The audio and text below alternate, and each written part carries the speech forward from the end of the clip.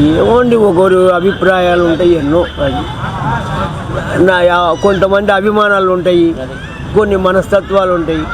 అట్లా నాకు తెలిసిన తర్వాత 84 నుంచి రామారావు అభిమానం అంటే ఎక్కువ, ఆయన పార్టీ పెట్టిన కాడి నుంచి. తర్వాత ఈ 40 ఏళ్ళు చంద్రబాబు నాయుడు వచ్చిన తర్వాత ఆయన మీద అభిమానం. రాని రాకపోని మాకేం పెట్టలే, మేమేం అడగం. అట్లా మన ఆయన జైల్లో పెట్టారు కదా, మరి పెట్టారు, సహజమే అండి. అటువంటి ఇందిరాగాంధీనే పెట్టాడు నీలం సంజీవ్ రెడ్డి రాష్ట్రపతి అయ్యి. ఒకరోజు పెట్టాలనుకున్నాడు, పెట్టాడు జనతా ప్రభుత్వంలో. అంటే మరి ఈ న్యూస్ ఎలా తెలుస్తుంది? మీరు పేపర్ లేదు, ఫోన్ లేదు. నాకు ఇంటర్నేషనల్ లెక్కలు, నేను మీరు విలేకరుల మారి రాజకీయం పిచ్చి ఎక్కువ నాకు అంటే మాట చెప్తుండా. ఎట్లా తెలుసుకుంటారు?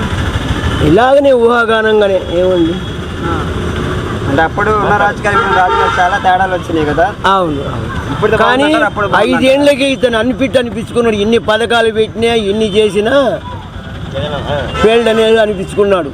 అతను చేసిన వాగ్దానాల్లో, అతను చేసిన పనులు ఏది ఇది లేదు. అది అతను ఎందుకు జైల్లో పెట్టారు? తప్పు చేయని మనిషి. వాళ్ళ నాయన రాజయ్య ఫ్యామిలీ అంటారు, అతను లోపల పెట్టారా?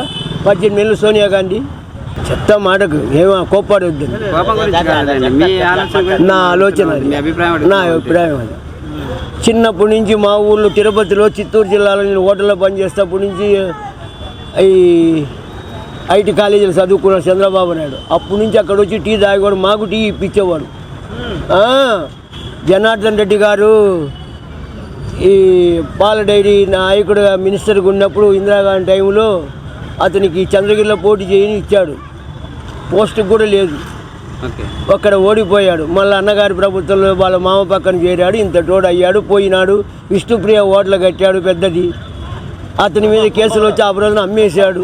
అట్లా